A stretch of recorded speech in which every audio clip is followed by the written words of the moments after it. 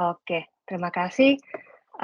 Selamat pagi Bapak dan Ibu, saya harap semua dalam, kabar yang baik. Terima kasih sudah bergabung di webinar Splunk di pagi hari ini. Perkenalkan nama saya Brenda, saya sebagai Regional Sales Manager Splunk untuk organisasi di Indonesia. Dan di kesempatan ini saya akan membawakan konten Splunk dengan topik meningkatkan digital experience customer dengan Splunk Observability atau yang sering kita singkat sebagai OLI.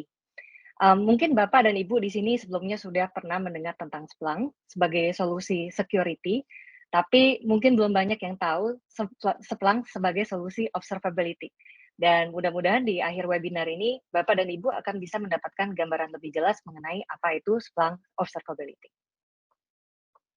Nah, mungkin saya ingin mulai dulu dengan memberikan overview tentang Splunk. Mungkin akan berguna juga untuk rekan-rekan di sini yang baru pertama kali mendengar tentang Splunk. Splunk adalah software berbentuk platform data ingestion dan analytics yang digunakan untuk mengumpulkan, mengindeks, dan menganalisa data dari berbagai macam sumber data. Dan seperti yang terlihat di diagram ini, sumber-sumber data yang bisa diproses di Splunk sangat bervariasi, seperti dari third-party tools, public clouds, on-premise data center, private clouds, devices, maupun custom apps dan services. Nah, data-data apa saja sih yang umumnya di-ingest oleh Splunk itu seperti data events, logs, metrics, dan traces, atau kita singkat sebagai MELT. Nah, lalu kenapa sih MELT ini penting ya? MELT ini penting karena mereka bisa memberikan informasi yang diperlukan untuk monitor performance dari sebuah sistem atau aplikasi. User juga kebanyakan menggunakan data MELT ini untuk melakukan optimization ya secara rutin. Kemudian mereka juga bisa melakukan investigasi, mungkin jika ada isu atau problem yang muncul, dan juga untuk meningkatkan postur security mereka di sebuah organisasi. Jadi untuk punya akses ke data-data ini sangat penting di zaman IT modern seperti sekarang, supaya kita bisa memastikan sistem kita tetap up dan running atau available, reliable, dan juga tetap secure setiap saat. Nah, dengan kemampuan unik dari Splunk seperti Splunk Processing Language atau SPL ya, ini adalah bahasa query-nya Splunk. User bisa menerjemahkan data-data MELT ini ke dalam bentuk visualisasi, misalnya seperti dashboard, report, maupun alert, sehingga user bisa menindaklanjuti ya berdasarkan data tersebut. Jadi lebih data driven decision, misalnya untuk melakukan troubleshooting, monitoring, atau meningkatkan posture security secara keseluruhan. Nah, Splunk adalah unified platform untuk security dan observability seperti yang terlihat di diagram ini. Ada dua pilar ya, security dan observability. Tapi untuk topik webinar kita hari ini, karena sangat berkaitan dengan digital experience, saya hanya akan membahas lanjut mengenai observability. Nah, mungkin teman-teman di sini juga pengen tahu ya, sebenarnya definisi digital experience itu apa sih? Nah, kalau menurut definisi yang ada ya, digital experience adalah pengalaman dari end user dalam berinteraksi terhadap produk, service, ataupun platform yang ada di lingkungan digital. Nah, mungkin contoh sehari-harinya nih, bagaimana kita sehari-hari berinteraksi dengan smartphone kita. Mungkin Bapak dan Ibu di sini ada yang lebih prefer user experience dengan iPhone, mungkin juga ada yang lebih prefer dengan Samsung ya. Jadi itu sesuai dengan preference. Ataupun saat kita berbelanja online di platform e-commerce, beda platform, beda juga experience-nya. Nah, inilah yang kita namakan digital experience. Dan saya ingin share sedikit statistik terkait digital experience. Berdasarkan riset yang dilakukan oleh Gartner di tahun 2023, sejauh ini 60% inisiatif digital business itu sudah mengharuskan leader infrastruktur dan operation untuk bisa melaporkan digital experience dari end user. Kenapa? Karena mereka melihat ini salah satu aspek yang kritikal dari sebuah organisasi. Dan rekan-rekan di sini juga mungkin sudah mengukur performance uptime dan SLA. Tetapi ini saja ternyata tidak cukup ya. Ternyata sekitar 80 sampai 90% waiting time yang dialami oleh end user itu kebanyakan terjadi di sisi customer-nya gitu ya, di web browser mereka. Dan itulah yang sering tidak terlihat atau tidak tercapture oleh perusahaan. Nah, menurut sebuah organisasi riset lainnya namanya Forrester, mereka juga menyatakan bahwa setelah end user menunggu lebih dari 3 detik di page yang sedang loading tersebut, sekitar 40% dari mereka akan meninggalkan website Anda. Nah, jadi bayangkan ya, jika ini di-convert ke revenue, berapa banyak kerugian yang dialami dalam hitungan detik. Dan di environment monolitik ya, Anda mungkin bisa, dengan mudah mengukur level customer experience, tapi di zaman modern hybrid seperti sekarang, customer experience itu tidak segampang itu untuk diukur ya. Maka dari itu, kami memilih topik observability hari ini untuk memperkenalkan bagaimana ini bisa menjadi approach atau pendekatan untuk meningkatkan digital experience customer Anda. Customer experience itu penting, apalagi di zaman, sekarang yang serba digital, ya. Ekspektasi dari customer menjadi lebih tinggi, dan ini menurut riset yang dilakukan oleh Google, lebih dari 50% visitor akan meninggalkan website jika waiting time-nya lebih dari 3 detik. Dan ini juga beberapa testimoni mengenai pentingnya customer experience dari organisasi global ternama seperti BBC, Walmart, Vodafone, dan Google sendiri. Nah, mungkin rekan-rekan di sini ada yang ikutan tiket war konser Coldplay atau Taylor Swift ya beberapa bulan yang lalu. Untungnya setahu saya di Indonesia tidak ada web crash seperti yang terjadi saat, tiket war Taylor Swift di US dan Coldplay di Malaysia beberapa waktu yang lalu. Nah, websitenya itu sempat beberapa kali crash dan ini menimbulkan kemarahan dari fans-fans yang sudah menunggu ya berjam-jam. Waktu itu tiket, provider-nya adalah Ticketmaster dan mereka juga melaporkan loss revenue dalam hitungan detik ya. Dalam hitungan detik itu mereka sudah loss berjuta-juta dolar. Nah, selain kerugian financial, mereka juga mendapat banyak backlash ya atau sindiran dari fans di social media, sehingga reputasi mereka menjadi sangat buruk waktu itu. Nah, solusi digital experience monitoring bisa menjadi salah satu faktor yang membantu mencegah web crash seperti di event tiket war seperti ini atau di event-event lainnya yang traffic-nya tinggi. Solusi digital experience monitoring atau yang kita singkat sebagai DEM ya, ini bisa membantu dengan cara memberikan kemampuan monitoring secara real time, memberikan insight juga terhadap kapasitas dan juga pemakaian resources, sehingga kita bisa melakukan preventive action sebelum masalah itu terjadi ya. Ataupun dengan solusi DEM ini, user bisa melakukan simulasi sebelum suatu event terjadi untuk testing workload-nya dan juga kapasitas. Mungkin Bapak dan Ibu juga pernah mengalami hal ini ya, server Anda kelihatannya baik-baik saja, tapi kok dari end user tiba-tiba nggak bisa login ya, nggak bisa login ke web service atau mungkin, aplikasi, ada error gitu ya. Padahal dari sisi Anda kelihatannya baik-baik saja. Lalu apa masalahnya? Gitu.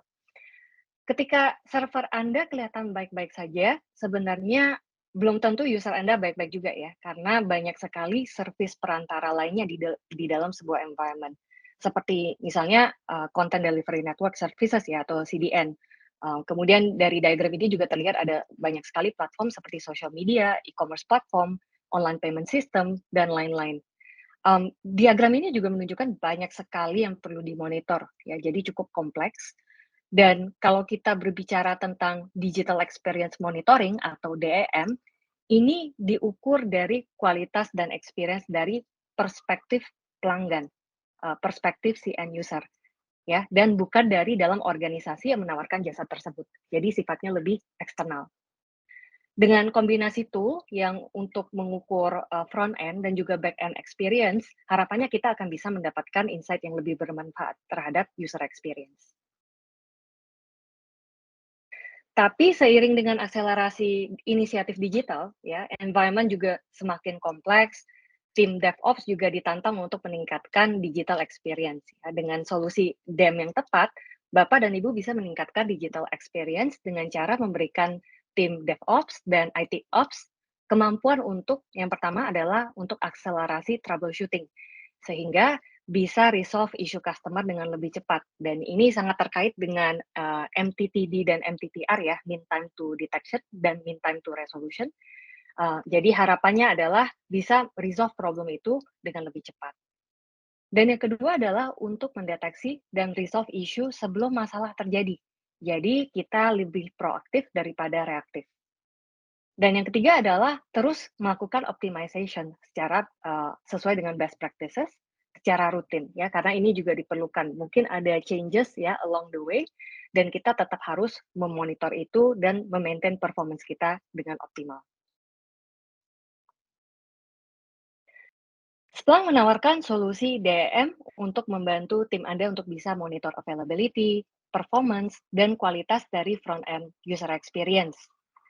Nah, solusi DEM ini adalah bagian dari Splunk Observability Suite yang secara keseluruhan menyediakan one-stop solution untuk memproses metrics, traces, dan log baik itu dari sisi front-end developer yang fokusnya lebih ke customer experience dan back-end developer yang fokusnya membangun API, ya, membangun service, atau tim SRE atau Site Reliability Engineer yang biasanya mereka fokusnya lebih untuk manage dan juga respon insiden.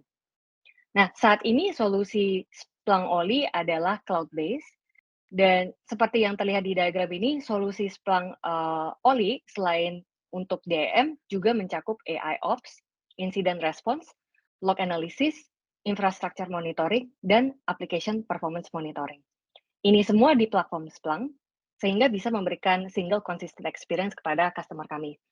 Dan di tahun ini, solusi APM dan observability Splunk sudah menjadi leader di Gartner Magic Quadrant.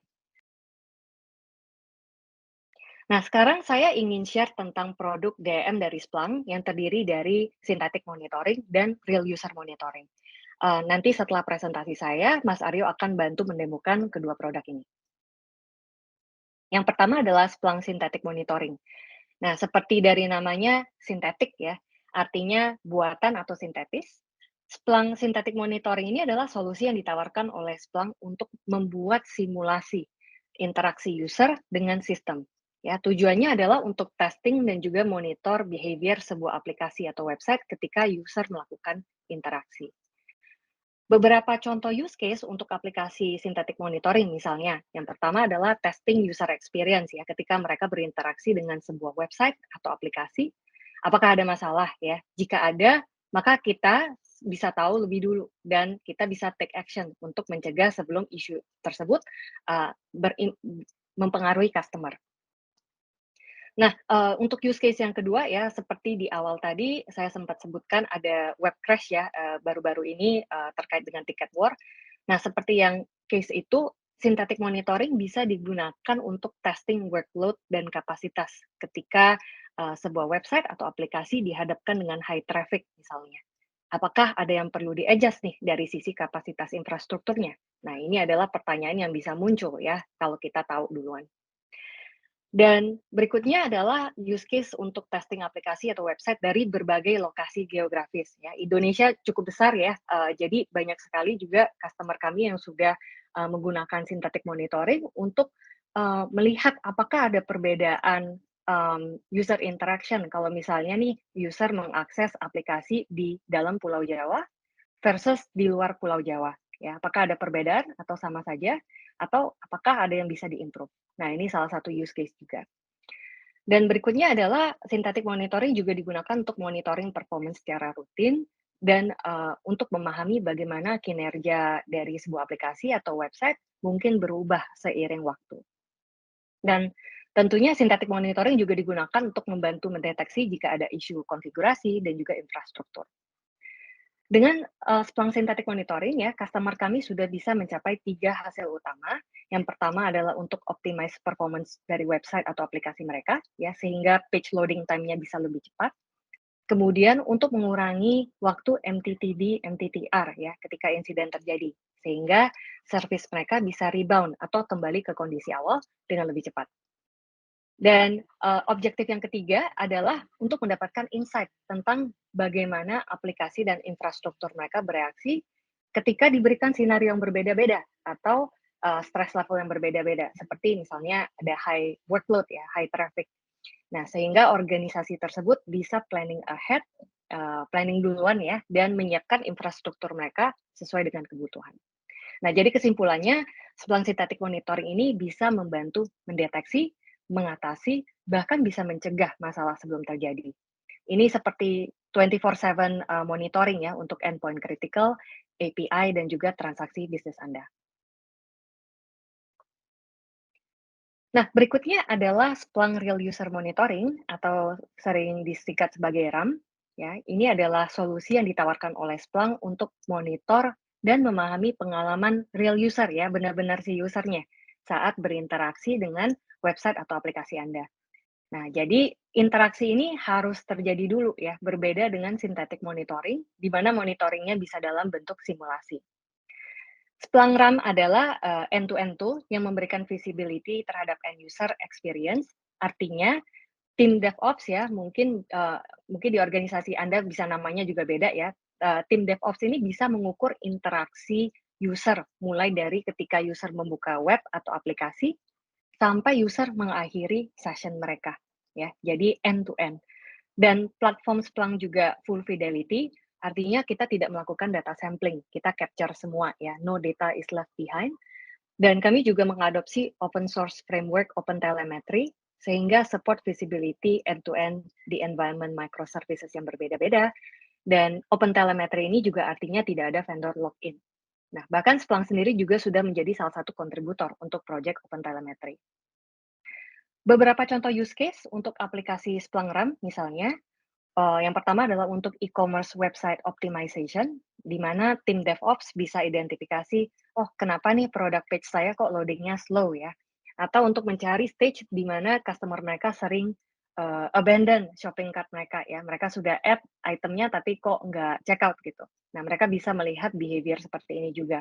Apakah ini terkait isu saat payment checkout ya? Bisa jadi, atau ada bottleneck lainnya.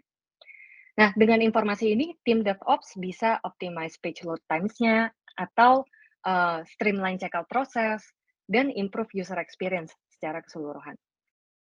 Nah, use case berikutnya adalah untuk mengerti user behavior ya, sehingga manajemen tim, bisa menggunakan insight ini mungkin untuk strategi penjualan atau promosi. Nah, selain e-commerce ya, use case RAM ini sangat relevan untuk berbagai macam industri seperti finance, retail, tech, healthcare, public sector, dan basically organisasi yang menggunakan web atau aplikasi digital mereka ya untuk berinteraksi dengan user.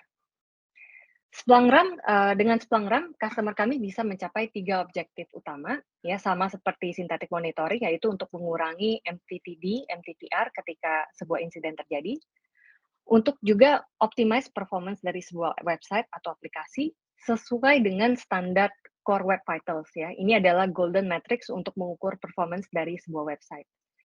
Dan berikutnya adalah untuk mendapatkan insight tentang customer behavior, seperti halaman mana yang paling sering dikunjungi oleh visitor, atau mungkin flow user dari satu page ke page berikutnya seperti apa, dan juga conversion rate ya, dan lain-lain. Nah, tadi sempat saya singgung mengenai Core Web Vitals, tim SRE ya, DevOps atau site owner biasa akan sangat tertarik ya dengan matriks ini, karena mereka yang harus memastikan matriks ini ada di range yang optimal ya. Ada LCP, FID, CLS, yang masing-masing berkaitan dengan loading page time, interactivity, dan visual stability. Nah, jadi Splunk RAM ini bisa membantu tim Anda untuk monitor dan memastikan matriks ini berada di range yang optimal. Nah, ini adalah, part terakhir yang akan saya presentasikan hari ini. Saya ingin share 2 customer story yang sudah menggunakan solusi DEM dari Splunk. Yang pertama adalah Blue Apron. Ini adalah food delivery service yang berbasis di New York, yang growth-nya sangat pesat ya, bahkan sebelum Covid. Kalau di Indonesia ini seperti, GoFood, GrabFood, ShopeeFood ya. Dan, di tengah growth yang pesat ya, Blue Apron ini mereka mengalami challenge ketika harus, synchronize dan juga integrasi performance testing ke dalam development cycle. Dan untuk memastikan semua ini bisa terjadi sesuai dengan timeline mereka yang terbilang cukup singkat.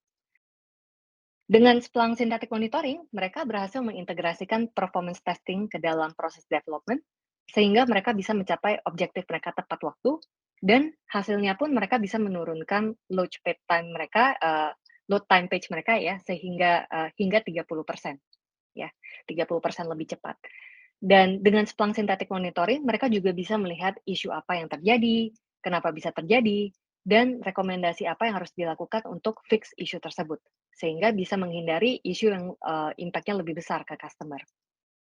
Dan dengan Splunk Synthetic Monitoring juga mereka bisa melakukan testing impact dari new coding ya, misalnya, dari tim development ya, mereka ada new coding, mereka, mau push ke production, tapi sebelum di-push ke production mereka juga bisa identifikasi apakah akan ada potential impact ke customer dengan, Splunk Synthetic Monitoring ini. Dan juga mereka bisa lebih efisien ya melakukan optimization secara rutin sesuai dengan best practice dan juga, global standard. Nah, untuk Blue Apron, selain, synthetic monitoring, mereka juga menggunakan solusi Splunk On Call, ya. Ini adalah bagian dari, Splunk Oli Suite, yang merupakan tool untuk incident management, manajemen dan respons ya, escalation management, dan juga sebagai collaboration tool, yang memungkinkan anggota tim bekerja sama dalam menangani insiden. Tapi untuk hari ini kita belum akan eksplor solusi Splunk On Call, tapi kalau dari rekan-rekan di sini ada yang tertarik ya, bisa kontak, tim Splunk atau tim MII untuk informasi lebih lanjut. Nah, berikutnya adalah Rappi ya. Rappi ini adalah perusahaan yang based di Kolombia, yang menawarkan berbagai layanan, via super app mereka, mulai dari food delivery, grocery delivery, farmasi delivery, dan banyak lagi. Mereka beroperasi di lebih dari 250 kota, di 9 negara di Amerika Latin. Ya, kalau di Indonesia ini mungkin ekuivalennya, seperti Grab, Gojek, dan Shopee ya. Dan, Rappi waktu itu punya beberapa challenge yang mereka hadapi sehingga mereka membutuhkan tool, observability. Rappi itu terkenal karena pengiriman delivery mereka yang cepat dan juga reliable ya. Jadi di bawah 30 menit setelah customer, place order, customer sudah bisa menerima, item yang mereka order. Tapi ketika pandemik terjadi, ordernya itu langsung meroket ya hingga 300%. Sehingga prioritas utama Rappi adalah untuk maintain speed dan availability dari aplikasi mereka. Dan ini menjadi challenge yang sangat besar untuk tim IT. Challenge berikutnya adalah seiring dengan berkembangnya environment mereka, tim DevOps mulai mengalami kesulitan dengan software legacy, application performance monitoring mereka atau kita singkat sebagai APM ya. Alert mereka itu baru muncul setelah beberapa menit, kemudian legacy tool mereka juga masih melakukan, data sampling, sehingga isu terkadang sulit terdeteksi. Nah, kalaupun isunya sudah terdeteksi pun kadang mereka juga butuh waktu berjam-jam ya untuk resolve problem tersebut. Jadi mereka membutuhkan tool observability yang powerful dan juga scalable ya untuk bisa maintain performance dan customer satisfaction. Dan untuk support growth dan menjadi lebih resilient, Rappi akhirnya memilih beberapa solusi Splunk Oli, termasuk infrastructure monitoring, ya, APM, RAM, dan juga sintetik. Ya, jadi kombinasi dari beberapa Splunk Oli. Dengan solusi ini, ya, tim IT Rappi bisa punya end-to-end visibility terhadap microservices-nya. Ya, sebagian besar itu ada di Amazon Elastic Container Service, ada juga yang di Kubernetes cluster. Jadi sangat tersebar ya. Dan dengan, solusi Oli mereka bisa, dengan efisien manage lebih dari 1.000 microservices, 6.000 host, dan 15.000 kontainer. Dan bahkan mereka berhasil mengurangi MTTR, lebih dari 90%, ya. Jadi ini sangat, signifikan sekali untuk mereka. Dan dengan solusi Splunk Oli Suite, tim IT di Rappi juga bisa mendeteksi, potential problem di aplikasi, di infrastruktur mereka, atau back-end service dengan lebih cepat, sehingga bisa meminimalisasi, gangguan yang bisa impact ke customer. Dan hasilnya, mereka bisa manage demand yang meroket hingga 300% ini, dan memberikan smooth purchase experience kepada sebanyak 7,5 juta user per minggu, dan 8,8 juta order per bulan ya. Jadi ini jumlah yang sangat besar sekali. Dan, untuk customer kita yang di Indonesia, sudah ada juga yang menggunakan RAM, salah satunya adalah Dana.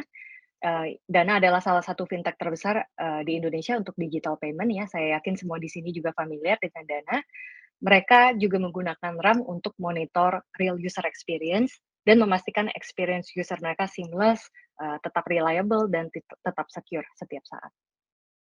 Nah, story yang baru saya share ini ada di website kami, jadi, Bapak dan Ibu juga nanti bisa explore, dan masih banyak juga customer story lainnya dari, berbagai macam, industri ya, jadi mungkin juga lebih relatable dengan rekan-rekan yang hadir di sini. Silakan di-explore, nanti jika ada pertanyaan bisa langsung reach out ke tim Splunk juga. Nah, sekian dari saya. Terima kasih untuk perhatiannya. Nanti jika, ada pertanyaan, silakan share di chat box, nanti kita akan bantu jawab. Saya kembalikan waktu dan tempat ke Karen. Terima kasih. Oke, thank you Brenda buat presentasinya. Oke, saya buka, Q&A buat Bapak Ibu kalau ada yang mau bertanya, atau mungkin saya juga mau menyapa tadi Bapak Giri ya, sempat, raise hand, ini apakah ada pertanyaan terkait Splunk seperti itu?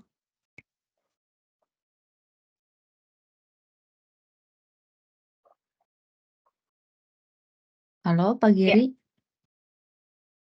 Atau mungkin Bapak Ibu yang, malu-malu nih gitu untuk bertanya ya, mungkin bisa juga, ketik di kolom chat ya Bapak Ibu.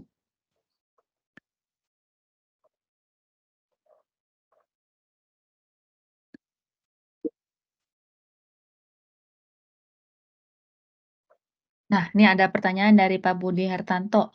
Untuk user experience atau real monitoring, apakah bisa mendeteksi jika isunya ada pada koneksi internet dari user? oke, baik. Michael, do you want to take the question, Yeah, or you prefer to keep it for later? yeah. Maybe we keep it late for later. Let's do the demo, and then we can address all the questions together. Oke, sounds good. Mm, mm. Oke, Pak Budi, kita tampung dulu pertanyaan, Pak, ya. Silakan, mungkin untuk sesi berikutnya kita pass over ke Mas Aryo untuk demo, silakan. Oke, baik, terima kasih atas waktunya. Thanks, Brenda, bagus sekali presentasinya ya. Jadi hari ini saya coba share screen dulu sebentar. Apakah sudah terlihat share screen saya? Oke, Terlihat, Mas. oke, baik. Jadi untuk case tadi kita akan coba demo untuk di 2 platform tadi ya, yang satu mungkin, real user monitoring, yang kedua nanti ada synthetic monitoring. Jadi, untuk case-nya, untuk dari sisi Splunk, real user monitoring, nah, di real real user monitoring ini nanti kita akan coba, bagaimana sih nanti, cara teman-teman untuk, melakukan monitoring atau misalnya melakukan ngecek nih biasanya kadang ada sering compliant gitu kan, ada komplain gitu kan dari customer-nya, atau misalnya ada yang teriak-teriak, "Wah ini situsnya down," atau dan sebagainya gitu kan, "Wah ini sering gagal," atau mungkin yang teman-teman sering akses ke dalam media konsumen, nanti kita coba cek, bagaimana sih nanti, sebenarnya apa yang terjadi dari sisi, perspektif dari customer-nya, rekan-rekan yang, hadir di sini. Nah, jadi kita nanti coba akan, melakukan troubleshoot, untuk extension transaksi. Biasanya ya, apalagi nih bentar lagi di Indonesia gitu kan, di quarter 4 yang di mana itu banyak sekali orang. Nah, yang jadi problem adalah sering, "Wah ini gagal transaksi," atau misalnya lagi ada promo, atau misalnya ada, "Oh ini cepet-cepetan duluan gitu kan untuk ngambil promo tersebut." Nah, objektifnya nanti teman-teman bagaimana sih ketika, "Oh saya sudah, ini user-nya nih teriak terus, kok kenapa, gagal terus, kok kenapa chat-nya di-abandon?" Tadi yang udah disampaikan oleh Brenda, terus kemudian, bagaimana nanti si teman-teman ini nge-feel sebenarnya apa yang terjadi, dari sisi, user-nya gitu ya. Oke, untuk ini saya coba share dulu demo platform saya sebentar. Oke. Sudah terlihat di demo platform saya, webnya? Oke. Ya, jadi ini untuk tampilan, dari sisi, Splunk Observability. Sebelum saya masuk ke demo, mungkin saya ceritanya seperti ini. Jadi, bentar lagi nih teman-teman pasti akan ada, eee, apa ya, promo yang gila-gilaan gitu kan ya, ada promo 10-10, promo 11-11, atau promo 12-12 gitu kan ya. Nah, atau mungkin nanti di part akhir tahun biasanya kita ada yang, "Oh pas nanti tahun baruan di Jakarta ya, nanti liatin Monas," gitu kan.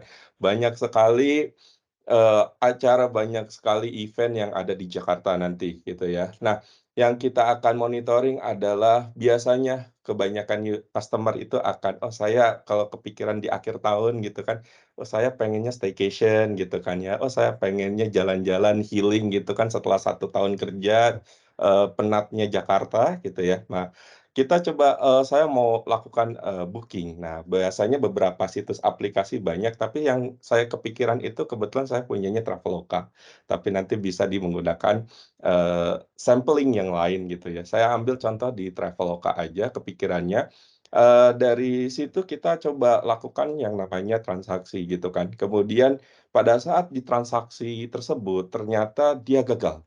Ya, ternyata pada saat pemilihan, saya sudah bikin room, saya sudah bikin tiket, tapi pada saat ini dia gagal. Kenapa gagalnya itu yang biasanya yang perlu diketahui oleh si, developer internalnya. Tapi kalau dari sisi perspektif saya sebagai customer, saya nggak tahu, saya harus komplain ke, mmm customer service-nya. Nah, di agenda hari ini, nah kita akan coba sebagai, yang untuk melakukan troubleshoot.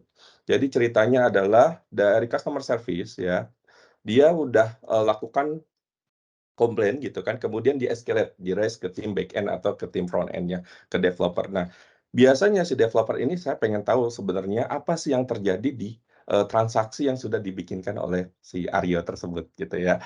Nah, kita masuk di skenario, real user monitoring. Jadi untuk user monitoring ini sangat simpel sekali. Jadi untuk integrasinya dari sini kita masuk ke dalam data management. Data management ini nanti untuk teman-teman melakukan integrasi, ya. Nah, dari sini kita bisa lakukan yang namanya add integration. Jadi kita pengen tahu sebenarnya monitoring user experience, apa aja sih yang terjadi gitu ya. Nah, di sini pilihannya ada banyak sekali instrumentalnya, tapi yang akan saya demokan itu adalah lebih ke arah untuk yang browser. Tapi nanti kalau misalnya teman-teman ingin lebih deep lagi, bisa tolong kontak ke MI atau ke Splunk, ya. Nah, dari sini kita bisa masuk ke dalam browser instrumentation, kita klik, kemudian nanti dari sini kita tinggal next aja. Sebelumnya saya sudah bikinkan token, jadi untuk tokennya simple, ya tinggal kita bikinkan di setting, create token, selesai. Oke, kemudian next selanjutnya kita pengen tahu sebenarnya aplikasi apa yang digunakan. Jadi contohnya tadi saya ambil salah satu situs, terus kemudian environment-nya anggap saja production gitu ya, karena kita pengen tahu experience atau mungkin nanti teman-teman lebih ke arah, eee, quality assurance atau misalnya quality control gitu kan, itu juga bisa. Ya, kemudian kita next lanjut. Nah, dari sini, kita bisa langsung integrasikan ya, yang saya gunakan adalah menggunakan script injector. Ya, contohnya di sini saya akan hapus dulu, kita bikin satu script baru namanya adalah nah dari sini, di Splunk Real User Monitoring itu sudah bikinkan skripnya, ya. Yang teman-teman lakukan adalah kita hanya copy datanya, copy skripnya. Jadi yang tadi disampaikan oleh Brenda untuk, Real User Monitoring ini dia based on-nya adalah OpenTelemetry. Jadi kita pakai script injector, kita ganti dulu, ya. Oke.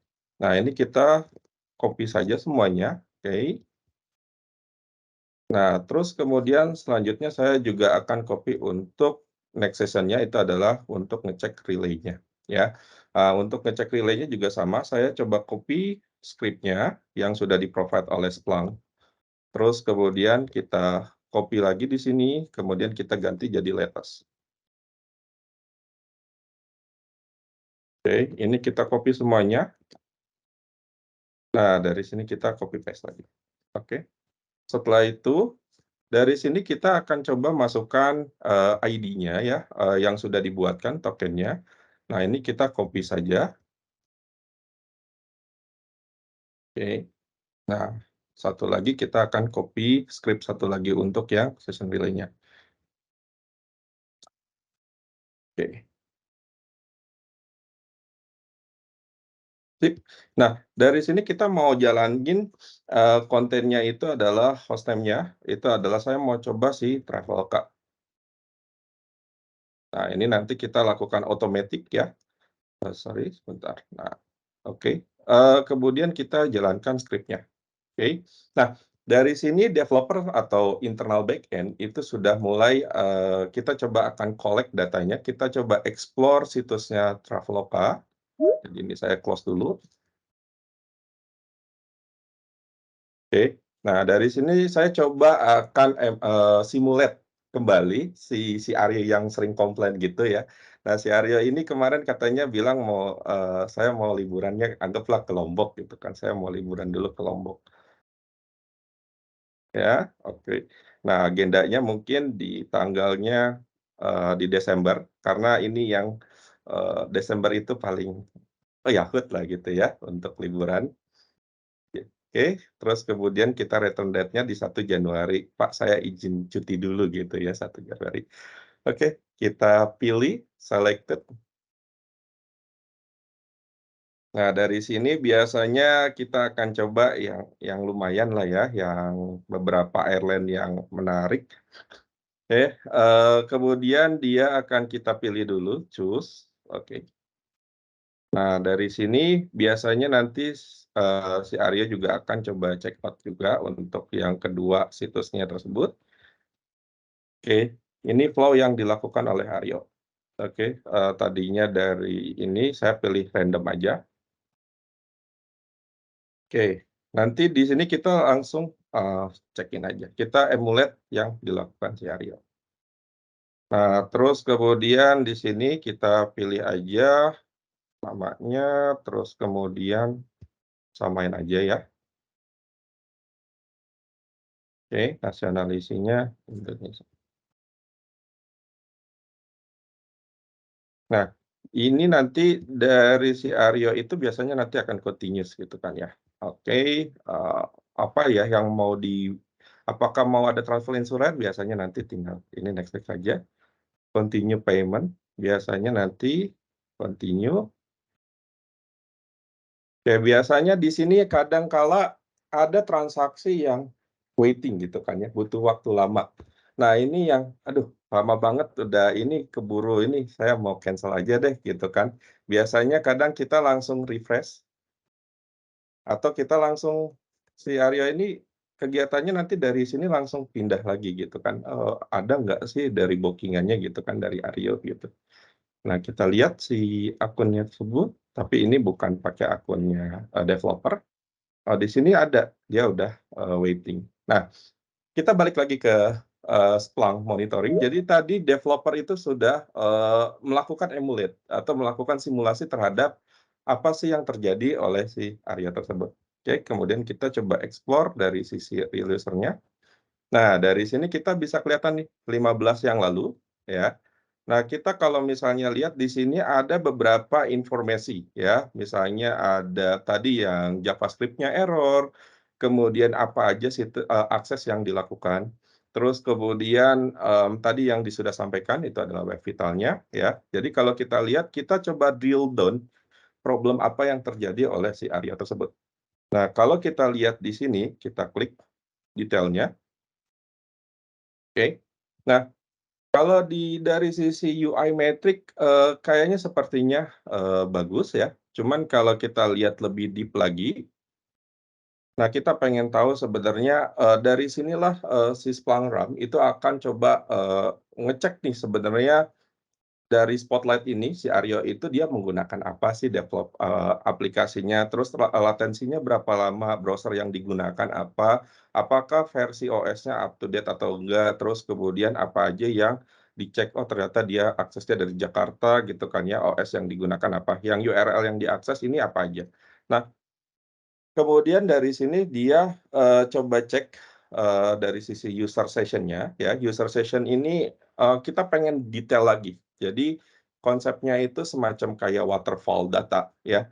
Nah, yang di mana kita pengen tahu nih, pada saat tadi transaksi itu apakah ada error nggak sih pada saat, transaksi gitu kan? Apakah ada latensi? Kalau di sini kok latensinya lumayan tinggi gitu kan ya, apakah, ada bermasalah atau misalnya ada yang lain-lainnya gitu kan.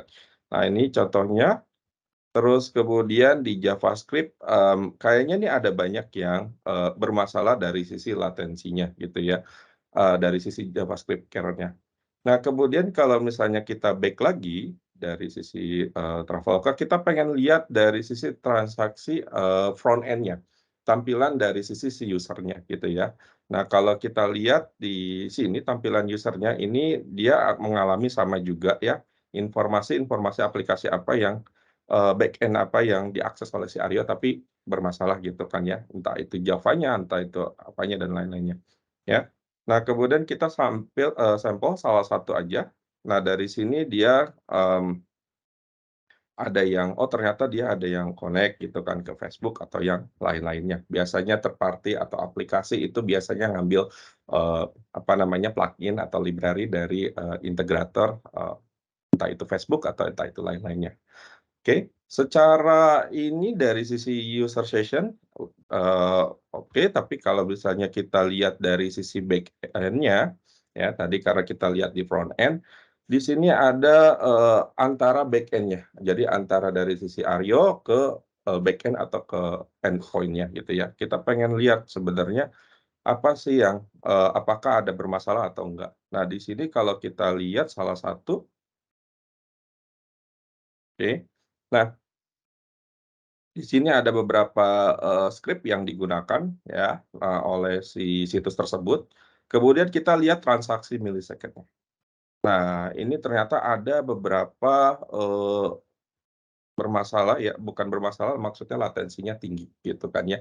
Sehingga pada saat ini entah itu koneksi, entah itu apa namanya, entah itu dari sisi internetnya, nah itu yang mengalami masalah. Namun bukan cuma hanya itu kalau untuk dari sisi real user monitoring. Jadi kalau untuk dari sisi real user monitoring karena tadi kita capture untuk apa namanya, untuk dari sisi apa aja yang dilakukan Aryo, jadi kita bisa lakukan replay. Sebenarnya apa yang terjadi ketika dia sudah membeli gitu kan, tapi kok tiba-tiba nggak jadi gitu ya. Nah dari sini kita bisa lihat informasi apa aja yang dilakukan si Aryo tersebut.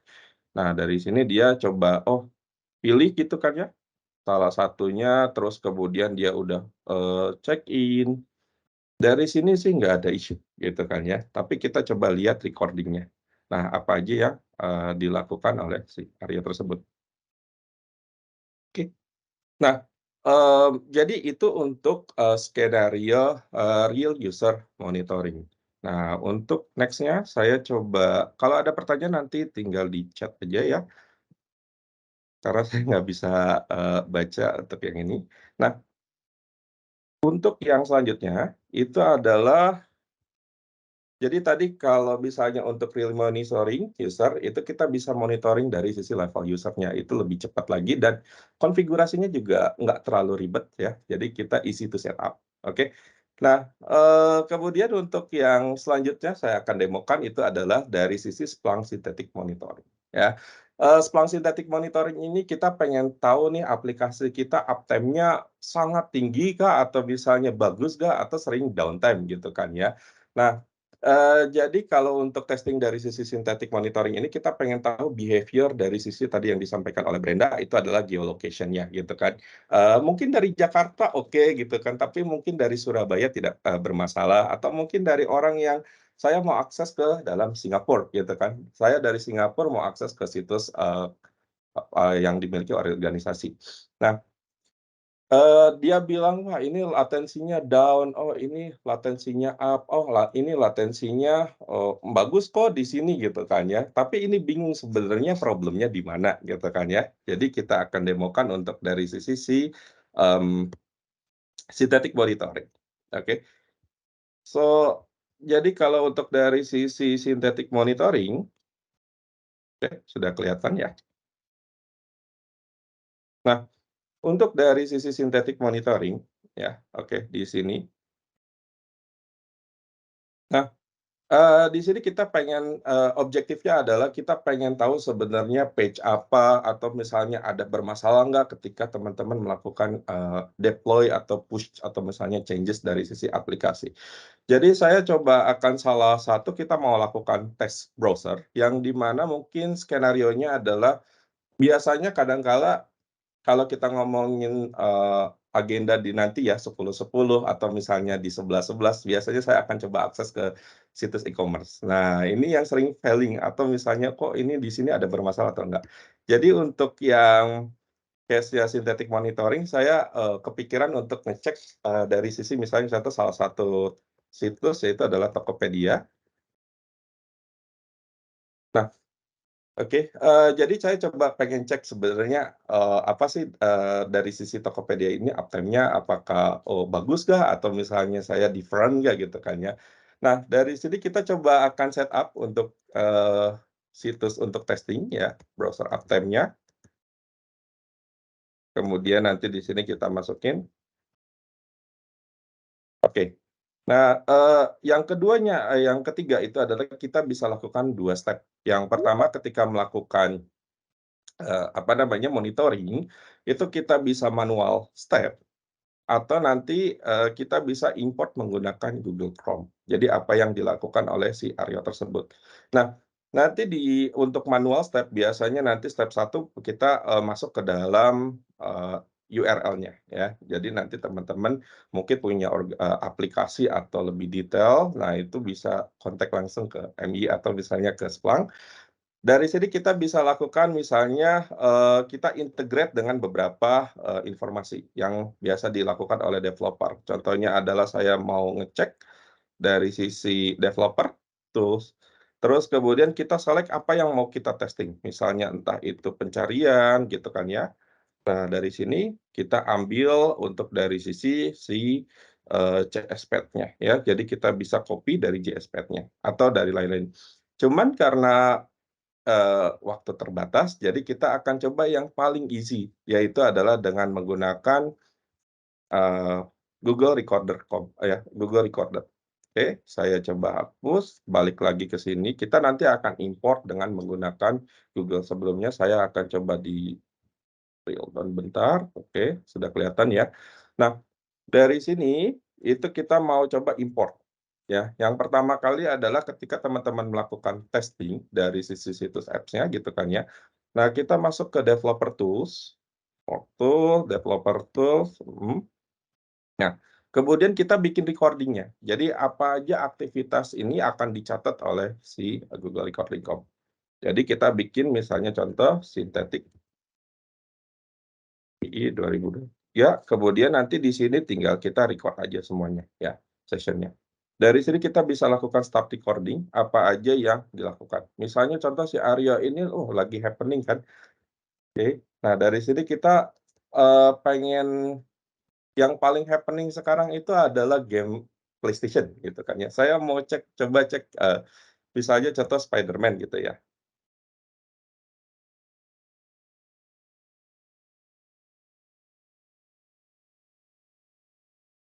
Misalnya contoh Spider-Man 2 PS5. Oke. Nah, di sini dia akan waiting. Nah, dari sini kita pengen tes nih tadi apakah ada isu nggak sih dari sisi user yang di regional atau misalnya yang di luar Jakarta gitu kan. Nah, kita pengen lihat dari sisi official store-nya. Terus kemudian ini masih bagus, terus kemudian kita cek lagi untuk yang power measure-nya ya. Oh, ini ternyata oke gitu kan ya. Kemudian kita pilih salah satu aja. Nah, dari sini kita lakukan untuk klik. Oke. Nah, di sini ada oke. Nah, ini contoh untuk kita ambil, kemudian kita stop recording-nya. Dari sini kita ambil saja untuk dari sisi code-nya. Dan ini code-nya itu menggunakan JSON. Jadi kita Ctrl A, Ctrl copy, kemudian kita masuk ke dalam Visual. Oke. Nah, dari sini kita bikin satu file yang baru.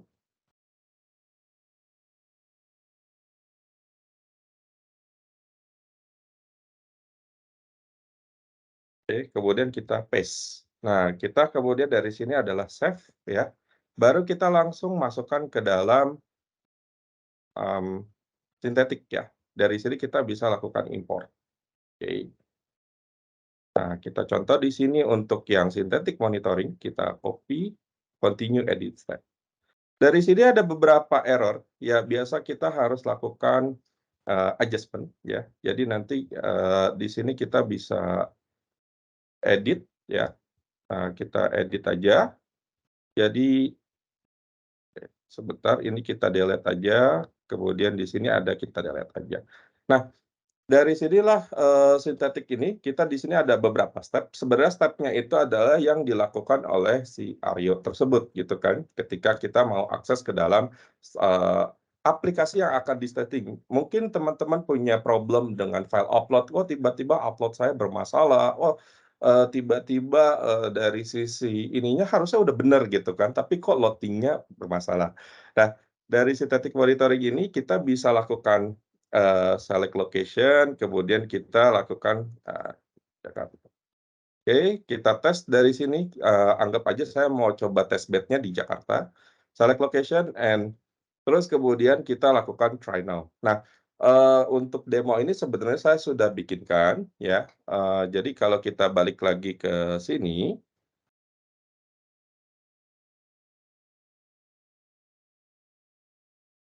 Oke.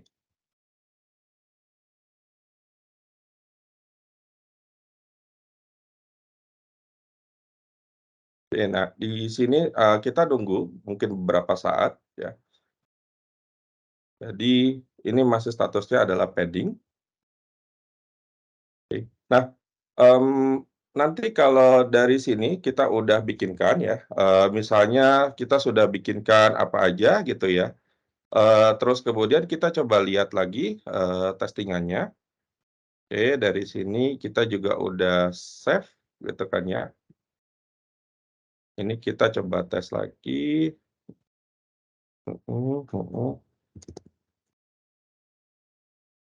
Select, try now. Oke. Nah, setelah biasanya nanti udah di-validate, gitu kan ya. Kemudian nanti di sininya kita cek di 1 menit ya, terus kemudian nanti kita lakukan save.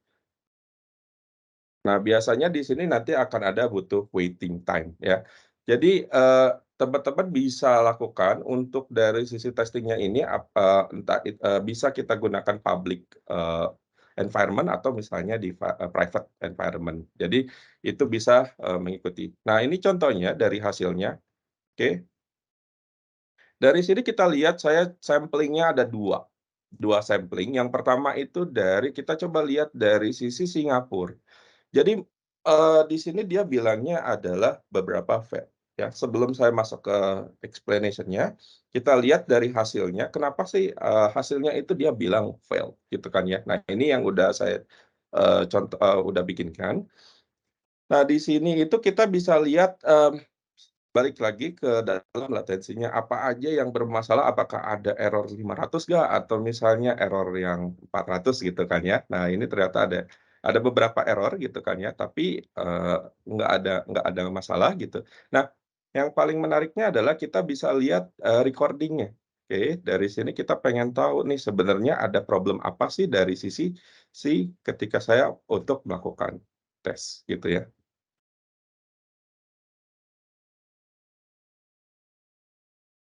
Oke, oh ternyata di sini ada bermasalah gitu kan ya.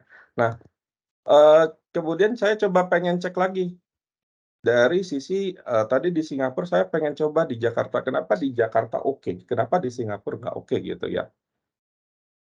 Oke, saya coba cek di sini ini oke sama untuk dari sisi waterfall-nya ya. Nah, kemudian kita pengen lihat. Oke.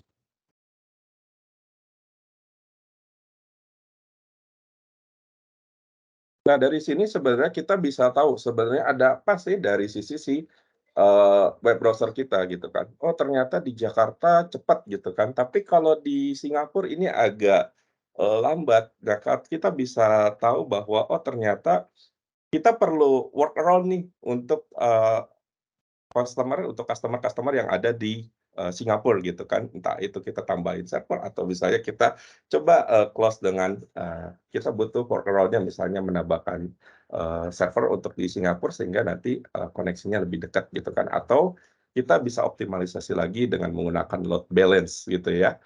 Nah, itu tampilan untuk dari sisi demo sintetik. Jadi di sini kita ada beberapa demo ya. Ada beberapa informasi kayak tadi disampaikan Web Vital oleh oleh Brenda. Jadi saya nggak sampaikan lagi. Dari sini KPI-nya apa yang perlu bisa kita upgrade, apa yang bisa kita perlu improvement terkait dari sisi aplikasi ya. Dengan key takeaway-nya adalah dengan menggunakan Splunk Synthetic Monitoring dan Splunk Real User Monitoring, teman-teman bisa langsung easy to configure, easy to testing ya. Kemudian kita bisa lakukan dengan cepat juga untuk discovery apa sih problem yang ada di aplikasi kita. Untuk demonya sekian, mungkin next step action-nya adalah, nah, apabila nanti teman-teman menginginkan demonya ya, kita bisa teman-teman bisa akses ke dalam Splunk Observability Trial ya, untuk yang cloud-nya itu trial. Kemudian nanti apabila ada butuh POC atau misalnya ada butuh informasi lebih dalam, informasi lebih detail, itu kita bisa langsung kontak ke EM-nya Splunk, EM-nya MII dan tim Splunk. Oke, begitu aja untuk dari sisi sesi demo. Kalau ada pertanyaan, silakan. Saya balikin lagi ke Karen. Karen. Oke, thank you banget Mas Aryo untuk demo presentasinya. Oke, dari kolom chat udah ada beberapa pertanyaan nih. Ini bareng-bareng mau langsung kita bahas aja. Boleh. Iya, Oke. boleh. Yang pertama ini dari Pak Budi Hertanto. Untuk user experience atau real monitoring, apakah bisa mendeteksi jika isunya ada pada koneksi internet dari user? Selamat siang kawan-kawan. Izinkan saya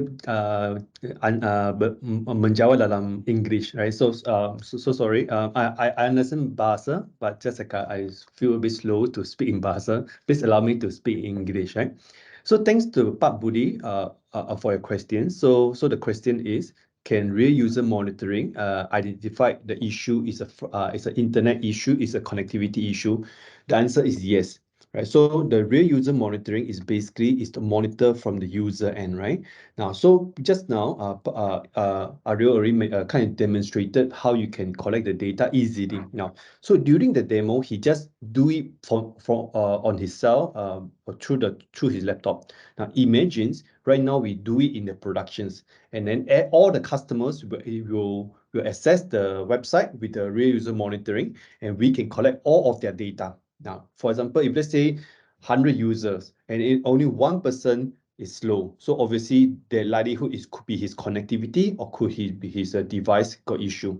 So you can easily to identify that as well, right? So real user monitoring able to identify. Now, if a mobile app, we also know what network they connect to, whether they connected to, for example, Telkomsel, or different service provider as well. So you know what connectivity they are using when they're accessing your application. So yes, the answer is we are able to identify the internet issue. Yeah. Right. Then maybe I move on to the next question. Thank Neil for your question. So the question is, if I have a real user monitoring, do I still need to use synthetic or vice versa? That is a very, very good question, right? Now, so Brenda already mentions real user monitoring and synthetic work hand in hand for digital user experience, right? Work hand in hand. So a lot of time people think that if I use one, then I don't use the other one. So it's not true, right? Both complement each other very, very well. Now, real user monitoring is very reactive. We need the user to interact with our applications for us to collect the data. So like we are wait and see, means we wait for them to interact, then we collect all their data wherever they are. So it's good, but it's a very reactive.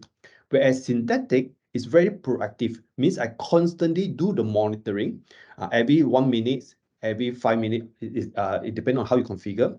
Like, and I will also mention, kind of show that there's an example. You can set up the monitor from different area.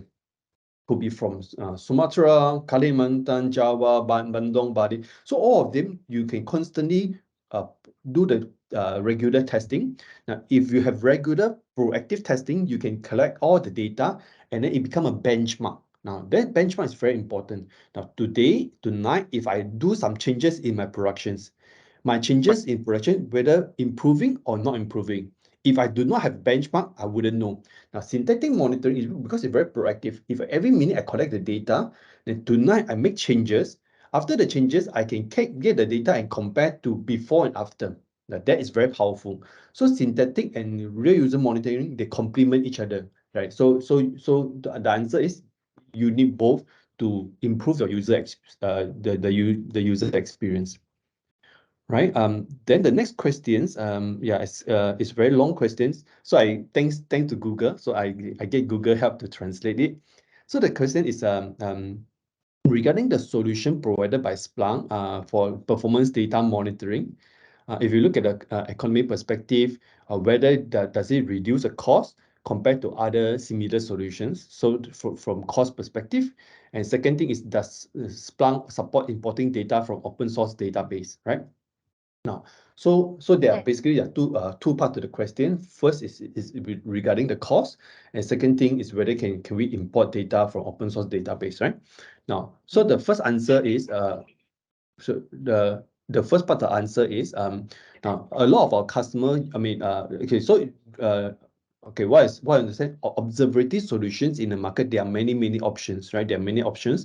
There's some well-known brand as well. Now, a lot of our customers, we in the recent months or years, we have a lot of customers from other using third-party solutions. They are considering Splunk or they are switching over to Splunk. Now, one of the key driver for them to consider Splunk Observability is because of cost as well. The way that we charge cost, the way our licensing works is very transparent and very more manageable as well, right? So now one of the things is I think Brenda also mentioned, we have full validity, means we do not sample the data, right? All the data every second, it keep on pumping to Splunk Observability. Now, even though full validity, no sampling, and yet our cost is still relatively cheaper compared to our third-party products. Now, I will encourage you to connect with our Splunk RSM or Splunk colleagues as well, or MRI colleagues, to understand more about this cost, right? So it's because depending on how you use, so definitely be able to work out something with you, right? So that's about cost. Now, when importing the data right now, so in Splunk logs, Splunk Enterprise, yes, we can collect all the logs, but when it comes to observability, is mainly cover metrics, traces, and as well as and also logs, right? Now, one of the framework that we believe in and we invested a lot in is called OpenTelemetry. OpenTelemetry is the second most active project in Cloud Foundation's CNCF, right? So first is Kubernetes is the most popular. The second one is OpenTelemetry. Now, Splunk, we are the proud contributor. We are the #1 contributor to this open source project. Now, OpenTelemetry define a very vendor agnostic framework. What you can do and how you can do to collect traces, metrics, and logs as well. Now, so all of these are very well defined, and then we are our product 100% compliant to OpenTelemetry. Now, at this point of time, there isn't a need. The community see there isn't a need to import the data from database, right? So there's no need to. There's no use case to bring the database data to the observability. Now, but nevertheless, if you're talking about traces, metrics, and other things, those things are being addressed already, right? Now, if you're talking about just database logs primary, probably you can consider Splunk Enterprise things, right? Now, but from observability wise, Splunk comply 100% to the OpenTelemetry standard and practice as well. Right. This thing, sorry about that. I'll be taking a long time to explain the answer. Oke, Now thank then, you, Michael. Oke, Pak Budi, dengan penjelasannya dari Michael, bagaimana? Apakah sudah clear?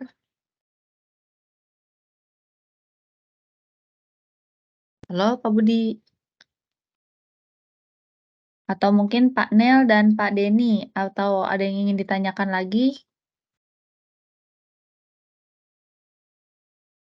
Baik, sepertinya tidak ya. Kita lanjutkan ke Okay, next sure. question Yeah, sure. from Sabrina. Yeah. Apa keunggulan Splunk RAM Hmm. dibanding vendor RAM lainnya? Yeah, sure. So just now Brenda already kind of briefly cover as well as Ariel also mentions. Now Splunk RAM, I mean, if you see how Ariel instrumented, it's super easy, right? The step to instrument to set it up, you're able to very quickly get the metrics and traces into Splunk Observability, right? And then once you do that, we call it time to value, right? Time to value very fast. You can straight away and see all these things as well, right? Now, so one key advantage, I mean, a few key advantage. First thing is Splunk RAM is 100% follow Open Telemetry standard. Now, what does it really mean? Is because the data, the format that we collect is all industry standard, right? There's no vendor agnostic. Today, if you send to Splunk, fantastic. Now, for any reason you want to send to somewhere else, you can do the same thing as well because it's a vendor agnostic. Mean the power in your hand. First, there's a first value. Second value is we do not sample. Right now, some third-party solutions because of their cost very high, or because their infrastructure cannot handle the load, so they will ask the customer to ask their user to do sampling. But for Splunk, we do not sample. Now, once you do sampling, let's say every 100 requests, I only take one sample. Then sometimes you see problems, sometimes you don't see problems. So it's very inconsistent. But because we do not sample, we're able to give you a very accurate type of a representation of what your user experience look like as well, right? So that's one thing. And also because no sampling and real time, then you're able to get the alert much faster now. So just now when we do the RAM, when we do synthetic, we go to the dashboard, we monitor. Those are fantastic, very fine. But you do not want to stare at your dashboard 24/7, right? So yeah, you can set up alert, or we call it detector as well. Now, the way that you set up detectors is just a few clicks. Now, because the way we do not sample and in real time, the alert and detector is more I would say more accurate and more real time as well. If anything happen, violate your alert threshold, you straight receive those things. Now, so all of this, I mean, that's why the customer feel like our product gives them give them a more accurate picture about what the user the experience look like as well. So this is the second advantage. The third advantage also, I mean, okay, just now I mentioned cost itself. I want much cheaper. Then also another advantage of our Splunk RAM is our Splunk RAM in our observability portfolio. They got many other components as well. They got infrastructure monitoring. They got application performance monitoring, APM as well. Now, all of them will work hand in hand, perfectly harmony for front end all the way to the back end. But because today, the webinar, we just focus on RAM and synthetic. But if you deploy the entire suite of solutions, you get a lot more advantage as well. Right. Now, so then the next question from Karina. If I have an internal app that is not publicly accessible and can I use Splunk synthetic or RAM, right? Now, so the question is just now when Ariel do the demo, he using Traveloka, he using some public website, right? Now, so yes, public website we can do synthetic monitoring from public locations and RAM as well, right? But if let's say certain company have their app is in-house applications serving their employee or serving their internal partners, but if those applications are very important, can they use internal app? Can they still using Splunk synthetic or RAM? The answer is yes. Now, so Splunk synthetic, we had to define the test locator, right? So just now, I pick AWS Singapore, AWS Jakarta as a test locator. Now, what happened is you yourself can host your test locator as well. Maybe you want to, it's just single command, it's a Docker container. You can run our Docker container in your private network, internal network as a test locator. And this test locator will simulate the synthetic as well. So in short, the answer is even internal app, if you think it's very important, you want to do the benchmarking, you can use Splunk synthetic as well. So there's Splunk synthetic. Now for RAM, yes, same thing. You can collect those internal user data as well. Now, but again, if you ask me honestly, I will find that Splunk RAM might not be so crucial or necessary for internal app because your user are just not a lot. So that's why probably you won't see the need for Splunk run for internal app, but definitely Splunk Synthetic is a lot of value for even internal app as well. Right? So that's answer the questions. Okay, thank yeah. you, Mr. Michael. And the last question from Mr. Budi, untuk synthetic monitoring, apakah bisa digunakan untuk melakukan flood or DOS attack, baik untuk menguji stress test ataupun untuk menyerang? Jika bisa, bagaimana antisipasi untuk mencegah disalahgunakan? Okay, sure. Now, so yeah, I mean, spot on, right? So sometimes when you look at synthetic monitoring, you say, hey, could it be like a flood or DDoS? No worry, the answer is no. The answer is no. Because when you talk about DDoS attack or distributed attacks or DOS attack, usually it's in high volume, it's a lot. But the most that we do is, the most in our website, I mean, from the GUI, how you configure, the most is 1 minute. Every minute you do the testing, and every minute you just do a round of testing. So it is like as good as health monitoring, right? So it is not, the volume are not big enough to say that it's a flood attack or DDoS attack. Now, it's definitely is not synthetic monitoring is not stress test monitoring, right? So yeah, so it's totally because the volume are not big enough for you to do that as well. Now, so I just want to add a bit context to this, right? So a lot of time people say, I already monitor my internal network, right?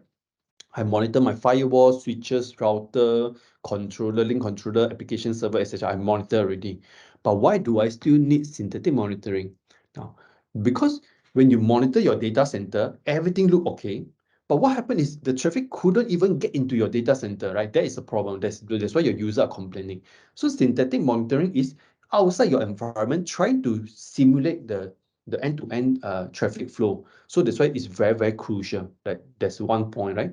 And also just now, Brenda also mentions, synthetic monitoring allows you to do distributed monitoring.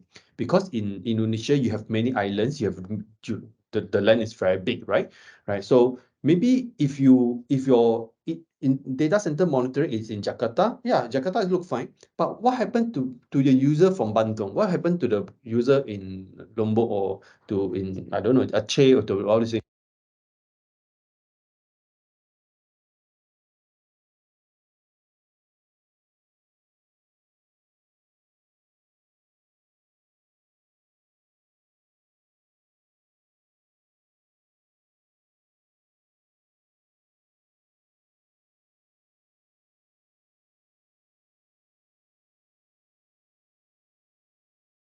Sorry, Michael, are you there? Yeah, sorry, I'm here. Did I muted myself? Hello, can you hear me? Yes. Yes, Yeah, yes, so yeah, sorry. I don't know whether at which point you lost me. Yeah.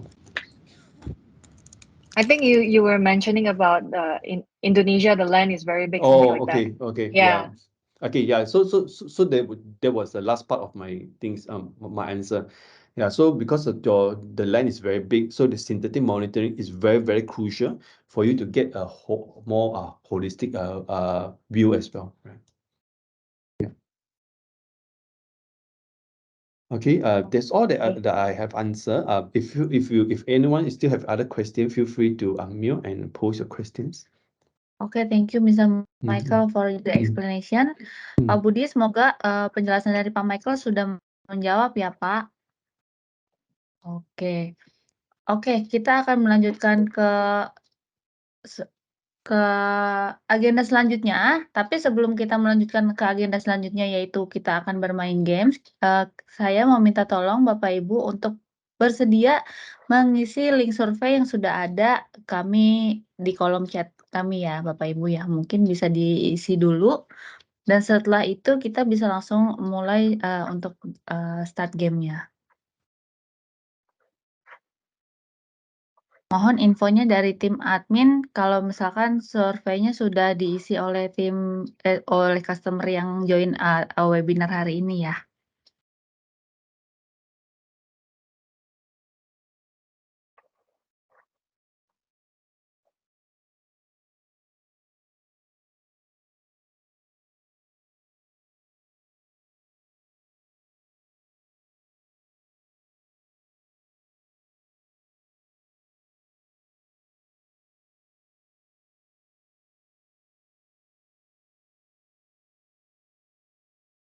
Ya, untuk rekan-rekan yang sudah mengisi surveinya, bisa langsung join di link yang saya baru paste juga di chat box ya, Slido.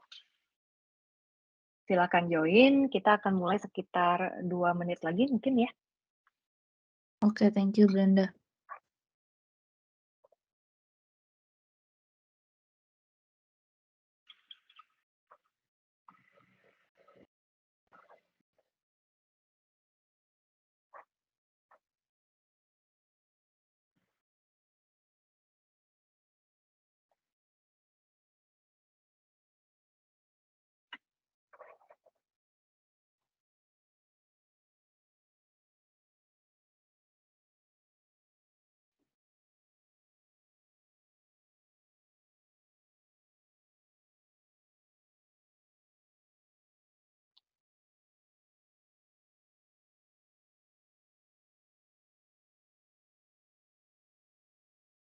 Oh iya, nanti setelah kuisnya akan ada sesi foto-foto ya, Karen ya?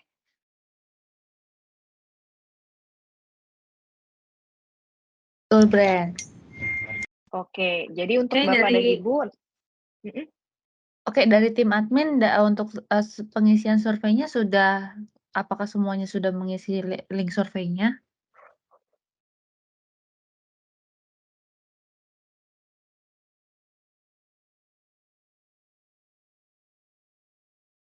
Rachel, Santi?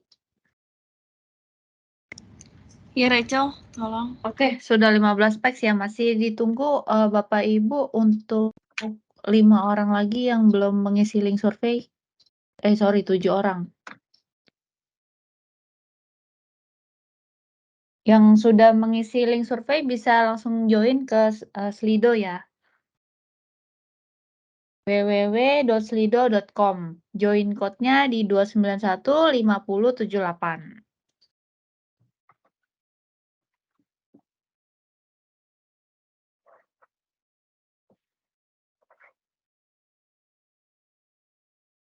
baik kita mulai sekitar 1 menit lagi ya di 11.25 ya.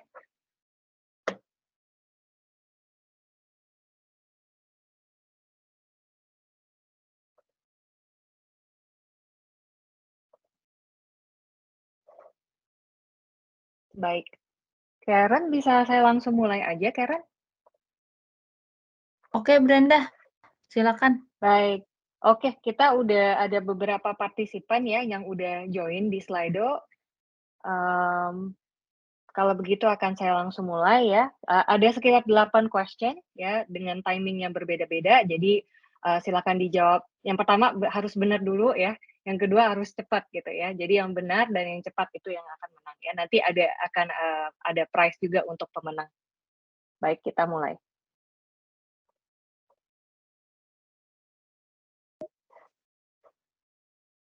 Oke, apakah sudah muncul ya pertanyaannya? Mungkin saya akan sambilan share screen saya ya.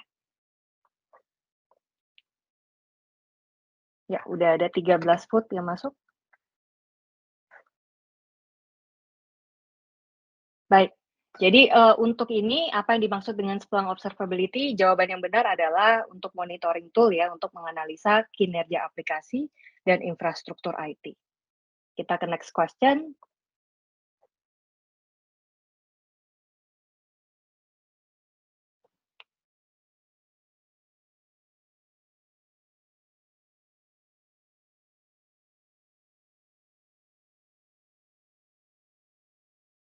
Iya, time's up. Jadi jawaban yang benar adalah 3 detik ya. Jadi generally itu ada sekitar 40-50% visitor ya yang stay di website yang sama. Kalau mereka udah nunggu lebih dari 3 detik, mereka biasa akan keluar dari website itu atau abandon ya page itu. Next question.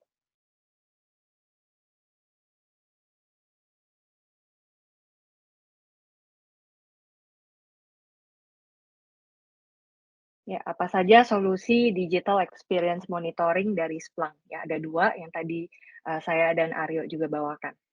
Ya, jangan sampai salah ya, mungkin namanya agak mirip-mirip. Dan jawaban yang benar adalah real user monitoring atau RAM dan synthetic monitoring SM ya. Jadi untuk solusi lainnya seperti APM, IM ya, itu sebenarnya juga part dari Splunk Oli, tapi bukan fokusnya di digital experience monitoring.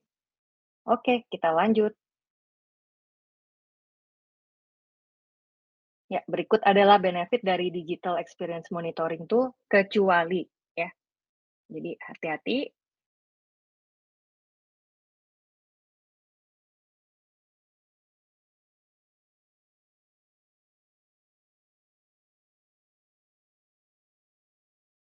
Ya, dan jawaban yang benar ya adalah menambah MTTD, MTTR ya. Jadi tujuan kita ya untuk DEM itu adalah untuk mengurangi, bukan menambah ya. Kita mempersingkat mean time to detection dan juga resolution. Oke, next question. Ya, Splunk Synthetic Monitoring adalah ya ada beberapa kata kunci ya yang mungkin tadi rekan-rekan di sini juga udah perhatikan gitu ya, synthetic monitoring kata kuncinya.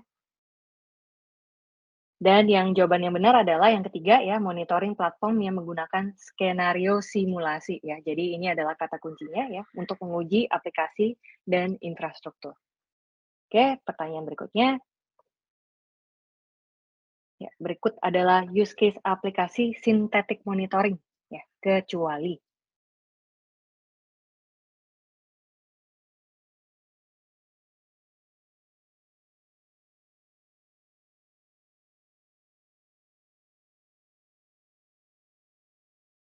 Ya, ini hampir semua jawabannya benar ya. Yang terakhir ya, kecuali adalah untuk automation pencegahan serangan cyber. Jadi ini solusi yang juga sebenarnya ditawarkan oleh Splunk, tapi lebih ke portfolio security ya. Jadi ini yang kita tidak bahas hari ini. Jadi jawaban yang benar adalah yang terakhir. Oke, pertanyaan berikutnya. Splunk Real User Monitoring adalah ya, ini juga sangat berkaitan dengan kata kuncinya ya sekali lagi.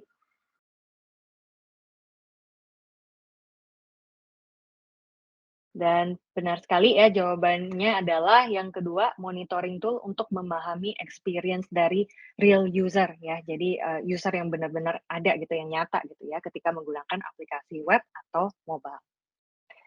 Dan pertanyaan yang terakhir ya, kalau nggak salah yang ke-8.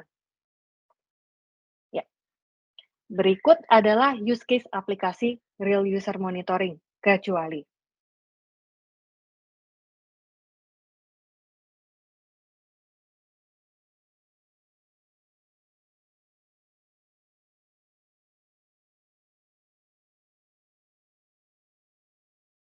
Baik, jawabannya yang benar adalah yang ketiga ya, kita tidak akan, stalking ya istilahnya, kita tidak akan mencari informasi yang, terlalu detail dari customer ya. Kita hanya melihat dari customer behavior-nya saja gitu. Kita tidak tahu orangnya siapa, detail-detailnya, mungkin, credit card detailnya itu kita tidak akan tahu, alamatnya juga tidak tahu. Ya, baik, kalau begitu kita akan lihat ya pemenangnya siapa. Pemenang pertama adalah Pak Budi. Congrats Pak Budi. Tadi juga yang udah Kongres Pak banyak bertanya juga. Budi. Terima kasih Pak Budi. Nanti akan dikontak oleh tim MII ya untuk hadiahnya. Ya, nanti akan lebih lanjut akan saya bantu ya, Pak. Baik. Sebenarnya Pak Denny Oke. dan juga Pak MC ya sempat, wah itu juga semua pertanyaannya juga dijawab benar ya. Cuman ini kan cepet-cepetan juga ya jadinya belum beruntung kali ini, tapi mudah-mudahan di next session kita bisa ketemu lagi ya dan mungkin ada game-game yang menarik juga. Baik. Karen, saya kembalikan ke kamu ya, silakan. Oke, thank you banget Brenda untuk presentation dan juga games-nya. Thank you juga untuk Mas Aryo untuk demo presentasinya juga. Oke, Bapak Ibu, sebelum kita mengakhiri webinar kita hari ini, kita mau foto bareng bersama dulu untuk dokumentasi dari tim marketing Mitra Integrasi Informatika ya Bapak Ibu. Mohon bantuannya untuk open cam. Mungkin dari Rachel boleh dibantu untuk open cam, Rachel, biar attendeenya juga bisa open cam.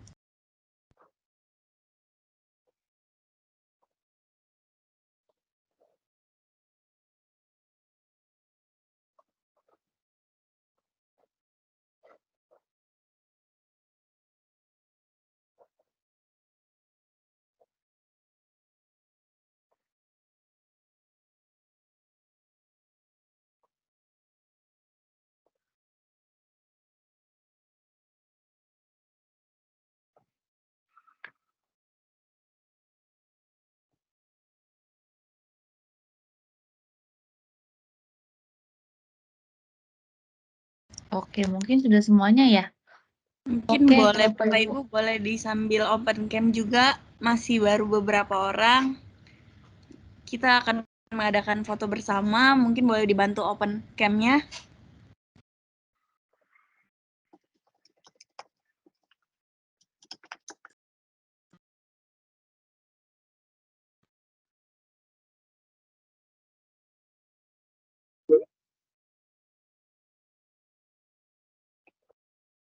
Oke. Oke, mungkin kita hitung dari 3 ya. 3, Oke, 2, siap-siap ya Bapak Ibu.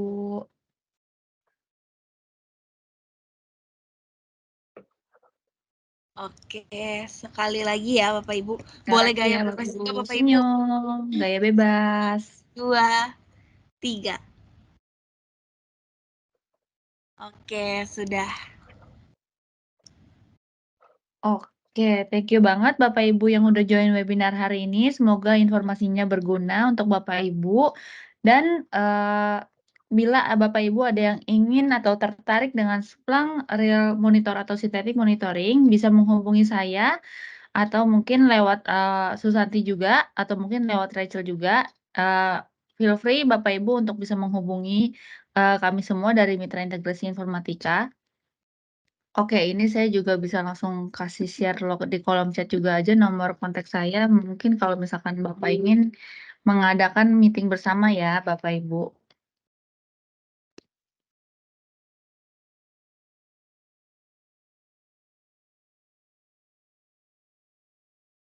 Oke, Bapak Ibu, saya sudah mengetikkan nomor saya, mungkin bisa di-save atau mungkin lebih kalau misalkan ada ingin meeting lebih lanjut bisa menghubungi saya lewat nomor tersebut. Baik, untuk sesi webinar hari ini kita tutup. Atau mungkin ada yang di-show lagi Brenda terkait link atau YouTube-nya tadi? Oh iya, mungkin nanti saya akan share slide deck-nya aja ke rekan-rekan di sini ya, karena di slide terakhir saya itu ada beberapa next step ya dan juga resources yang Bapak dan Ibu bisa explore, diantaranya itu versi trial RAM dan juga synthetic monitoring dari Splunk, dan juga beberapa customer story dari customer kami ya, jadi bisa menjadi referensi. Nah, mudah-mudahan nanti proses eksplorasinya Bapak dan Ibu kalau misalnya nanti ada pertanyaan bisa langsung reach out ke tim MII atau tim Splunk sendiri, nanti kita akan bantu guide. Itu aja dari saya. Terima kasih untuk partisipasinya. Baik, terima kasih untuk partisipasinya Bapak Ibu. Selamat siang dan terima kasih untuk partisipasinya. Terima kasih, selamat siang.